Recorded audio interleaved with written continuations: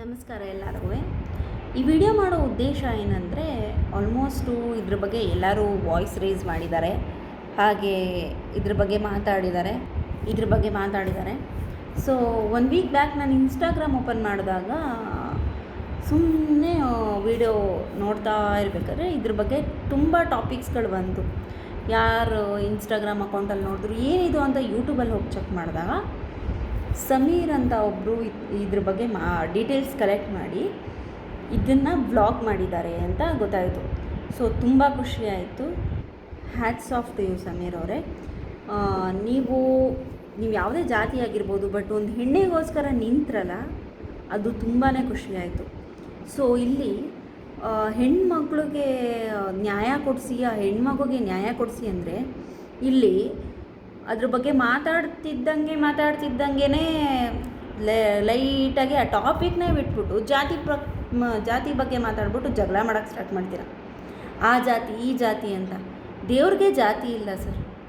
ಲೆಕ್ಕ ನೋಡಿದ್ರೆ ದೇವ್ರಿಗೆ ಜಾತಿ ಅನ್ನೋದೇ ಇಲ್ಲ.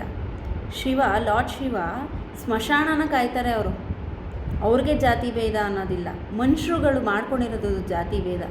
ದೇವ್ರುಗಳು ಮಾಡಿಲ್ಲ ಜಾತಿ ಭೇದನ ಎಲ್ಲ ಕಡೆನೂ ನೀವು ತೋರ್ಸೋಕ್ಕಾಗಲ್ಲ. ಎಲ್ಲೆಲ್ಲಿ ಯೂಸ್ ಮಾಡ್ಕೋಬೇಕು ಅಲ್ಲಲ್ಲಿ ಯೂಸ್ ಮಾಡ್ಕೋಬೇಕಾಗುತ್ತೆ ಜಾತಿ ಭೇದನ.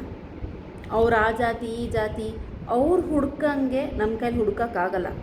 ಹುಡ್ಕಕ್ಕೆ ಹೋದರೆ ನಾವು ಉಳಿಯೋದೂ ಇಲ್ಲ. ಈಗಿನ ಕಾಲದಲ್ಲಿ ಸತ್ಯನ ನಾವು ಹೊರಗಡೆ ಹಾಕಿದ್ರೆ ನಾವು ಉಳಿಯಲ್ಲ. ಅಲ್ಲೇ ನಮ್ಮನ್ನು ಮರ್ಡ್ರಾಗೋಗಿರುತ್ತೆ, ಬೀದಿಲೇ ಮರ್ಡ್ರಾಗೋಗಿರುತ್ತೆ, ಗೊತ್ತಿಲ್ಲದೆ ಯಾರು ಮಾಡಿದ್ರು ಅಂತಲೇ ಗೊತ್ತಿಲ್ಲ. ಧರ್ಮಸ್ಥಳ ಅಂತ ಒಳ್ಳೆ ಹೆಸರಿಟ್ಟು ಇರೋದ್ರಲ್ಲಿ ಈ ಥರ ನಡೆದಿದೆ. ಅದು ಒಂದು ಚಿಕ್ಕ ಹಳ್ಳಿಲಿ ನಡೆದಿದೆ. ಬಟ್ ಅದನ್ನು ದೇವ್ರಿಗೆ ದೂಷಿಸ್ತಾರೆ. ದೇವರೇ ಎಲ್ಲಿದ್ದೀರಾ, ಏನು ಮಾಡಿದ್ದೀರಾ ಅಂತ. ಆದರೆ ಆ ಸತ್ಯನ ನಿಮ್ಮ ಹತ್ರನೇ ಇದೆ. ಸತ್ಯ ಕಂಡುಹಿಡಿಬೋದು. ಆಗಿನ ಕಾಲದ ಥರ TV ಮೊಬೈಲ್ ಇಲ್ಲದೇ ಇರೋ ಕಾಲ ಅಲ್ಲ. ಈಗ ಪ್ರತಿಯೊಬ್ಬರ ಹತ್ರ ಪ್ರತಿಯೊಂದು ಮನೇಲೂ ಒಂದು ಆ್ಯಂಡ್ರಾಯ್ಡ್ ಫೋನ್ ಇದೆ. ಪೊಲೀಸವರು ಹುಡುಕಿದ್ರೆ, ತನಿಖೆ ಮಾಡಿದ್ರೆ ಪ್ರತಿಯೊಬ್ಬರು ಯಾರು ಮಾಡಿದಾರೋ ಅವರು ಸಿಕ್ಕಾಕೋತಾರೆ. ಆದರೆ ಎಲ್ಲಿದೆ ಸರ್ ನ್ಯಾಯ ಇವಾಗ? ಹೆಣ್ಮಕ್ಳಿಗೆ ನೋಡಿದ್ರೆ ನಾವು ಸ್ಕಾಲರ್ಶಿಪ್ ಕೊಡ್ತೀವಿ, ಹೆಣ್ಮಕ್ಳಿಗೆ ಫ್ರೀ ಅನ್ನೋದಿದೆ, ಹೆಣ್ಮಕ್ಳಿಗೆ ಸ್ವಾತಂತ್ರ್ಯ ಇದೆ ಅಂತ ಎಲ್ಲ ಹೇಳ್ಬಿಟ್ಟು ಹೆಣ್ಮಕ್ಳ ಮೇಲೆ ರೇಪ್ ಆಗ್ತಿದೆಯಲ್ಲ, ಅದಕ್ಕೆಲ್ಲ ಸರ್ ಸ್ವಾತಂತ್ರ್ಯ ಇದೆ? ಒಂದು ಹೆಣ್ಣು ಹೆಂಗೆ ಓಡಾಡೋಕ್ಕಾಗುತ್ತೆ? ಆಗಿನ ಕಾಲದಲ್ಲಿ ಹೆಣ್ಮಕ್ಳು ಆರಾಮ್ಸೆಯಾಗಿ ಓಡಾಡ್ತಿರೋರು.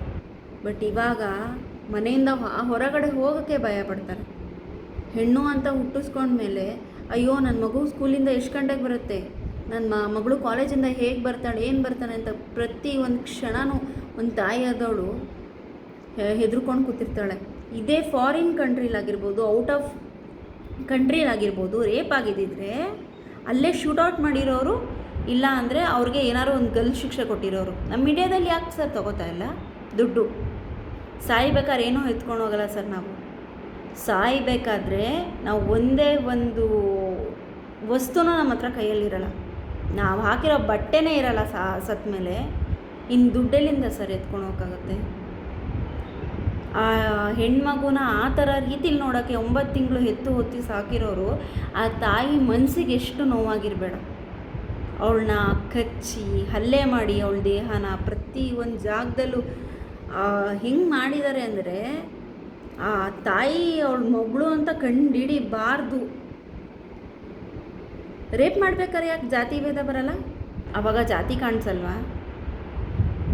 ಜಾತಿ ಅಂತ ಹೇಳ್ತಿರಲ್ಲ, ಆವಾಗ ರೇಪ್ ಮಾಡ್ಬೇಕಾದ್ರೆ ಜಾತಿ ಕಾಣಿಸಲ್ಲ. ಈಗ ನಾವು ಒಂದು ತರಕಾರಿ ತೊಗೋತೀವಿ, ದಿನದ್ದು ಇದೇ ತೊಗೊಳ್ಳೋಣ, ದಿನಚರಿನೇ ತೊಗೊಳ್ಳೋಣ.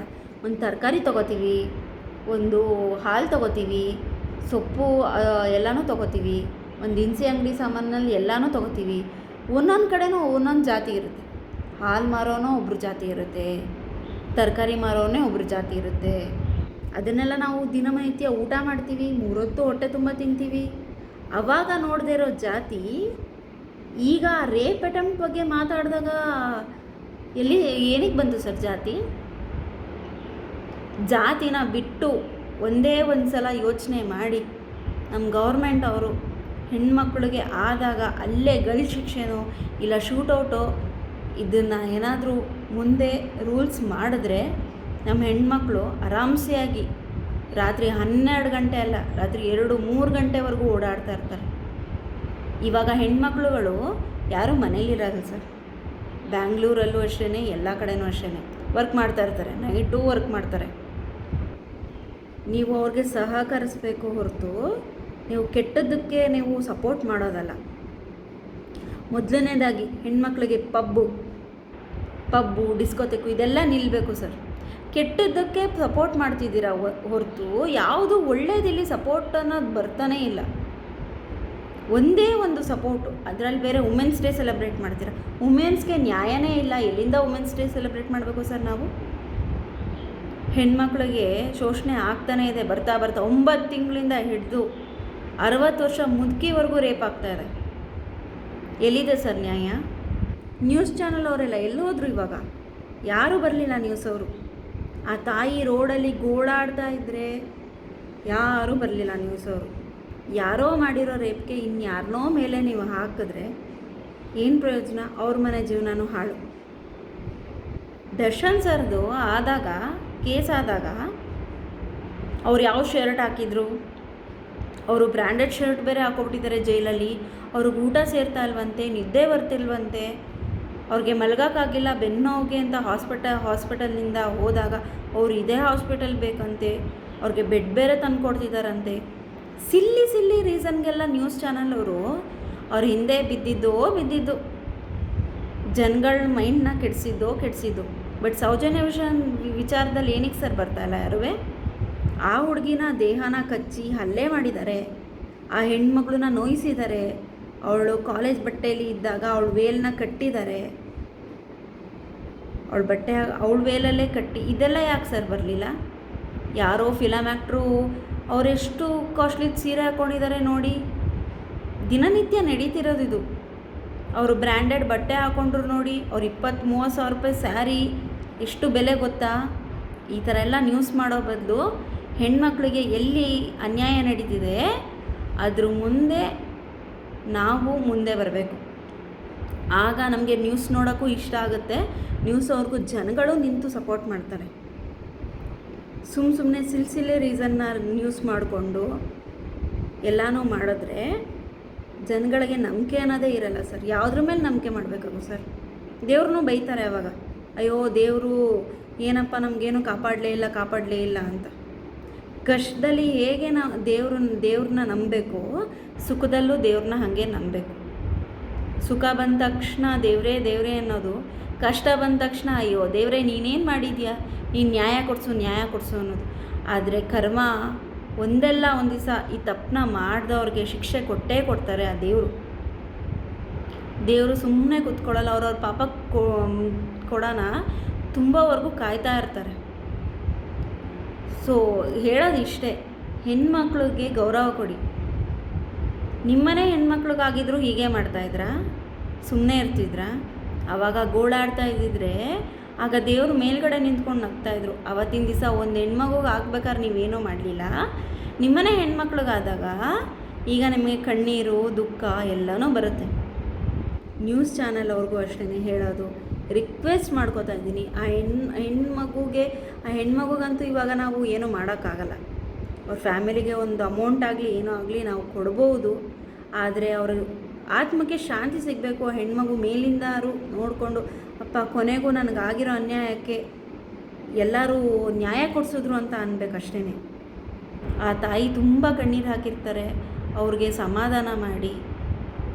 ಯಾರು ತಪ್ಪು ಮಾಡಿದಾರೋ ಅವ್ರನ್ನ ನಾವು ಶಿಕ್ಷೆ ಕೊಡಲೇಬೇಕು. ನಾಳೆ ದಿವಸ ಇನ್ಯಾರಿಗೂ ಆಗಬಾರ್ದು. ನಮ್ಮ 2025 ಏನಾಗಿದೆ ಅಂದರೆ ಪ್ರತಿಯೊಂದು ಒಂದು ಅಣ್ಣ ತಂಗಿನ ರೇಪ್ ಮಾಡ್ದ, ಅಪ್ಪ ಮಗಳನ್ನ ರೇಪ್ ಮಾಡ್ದ. ಎಂಥ ಪ್ರಪಂಚ ಆಗಿದೆ ಅಂದರೆ ಯಾರನ್ನು ನಂಬೋಕ್ಕೆ ಆಗ್ತಾಯಿಲ್ಲ ಈಗಿನ ಕಾಲದಲ್ಲಿ.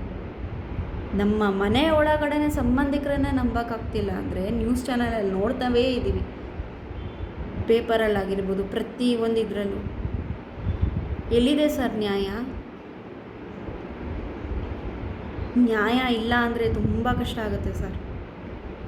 ನ್ಯಾಯ ಕೊಡೋಕ್ಕಾಗದೇ ಇದ್ದರೆ ಕೋರ್ಟು ಎಲ್ಲನೂ ಕ್ಲೋಸ್ ಮಾಡ್ಕೊಂಡು ಕೂತ್ಕೊಬಿಡಿ. ಕಟ್ಕಟೆಯಲ್ಲಿ ನಿಂತು ನ್ಯಾಯ ಕೊಡಿಸ್ತೀವಿ ಅಂತ ಹೇಳ್ತೀರಾ. ಹೆಣ್ಮಕ್ಳಿಗೆ ಎಲ್ಲಿದೆ ಸರ್ ನ್ಯಾಯ? ಫಸ್ಟು ಹೆಣ್ಮಕ್ಳ ಮೇಲೆ ನ್ಯಾಯ ಕೊಡಿಸಿ, ಆಮೇಲೆ ಜನ ನಿಮ್ಮನ್ನು ದೇವರಂತ ಥಿಂಕ್ ಮಾಡ್ತಾರೆ. ಇಷ್ಟೇ ಸರ್ ಹೇಳೋಕ್ಕೆ ಇಷ್ಟಪಡೋದು. ಅವ್ರಿಗೆ ನ್ಯಾಯ ಕೊಡಿಸಿ, ಅವ್ರದ್ದು ಜೀವನದಲ್ಲಿ ಅದೊಂದು ಕಹಿ ಘಟನೆ ನಡೆದುಬಿಟ್ಟಿದೆ. ಆದರೆ ಅದ್ರ ಬಗ್ಗೆ ಯಾರೂ ಮುಂದೆ ಬರಲಿಲ್ಲ. ಬಟ್ ಇವ್ರು ಬಂದರು, ಜಾತಿ ಭೇದ ಅಂತ ಮಾಡದೆ, ಅವ್ರಿಗೇನೂ ಹಾರ್ಮ್ ಮಾಡದೆ ಶಿಕ್ಷೆ ಅನುಭವಿಸ್ತಾರೆ.